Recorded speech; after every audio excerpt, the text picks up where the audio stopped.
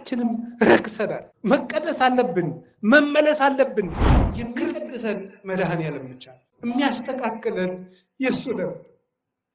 ጌታችን መድኃኒታችን ኢየሱስ ክርስቶስ ብቻ ሊያነጻን ይችላል። የምንነጻው ደግሞ ማረን ብለን ንስሐ ገብተን ሥጋውን ደሙን ስንቀበል ነው።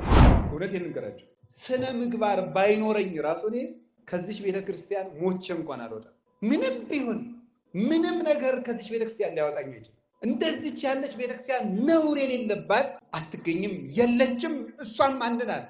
አሐቲ ይእቲ ርግቤ ፍጽምቴ ፍጽምት ርግቤ መደምደሚያዬ፣ ነውር የሌለብሽ ሙሽራብን አንቺ። ክርስትና ድራማ አይደለም። እኔም ቢሆን እዚህ መቆም ደስ የሚያሰኘኝ አይደለም። የእግዚአብሔርን መልእክት እንደ ቤተክርስቲያን ሐሳብ ለማድረስ ነው እንጂ ቁጭ ብዬ ለኃጢአት እያለቀስኩ ብኖር ደስታ ያነጻል። ሳንነጻ የሰላም ሀገር እንፈልጋለን። ሳንቀደስ እግዚአብሔር ሆይ ውረድ ፍረድ እንላለን። በየት ይውረድ? ማን ያስወርደው? ዘመዶቼ ሞት ተደግሶበት ያለ ዓለም ነው። ምንም ደስ የሚል ነገር የለም።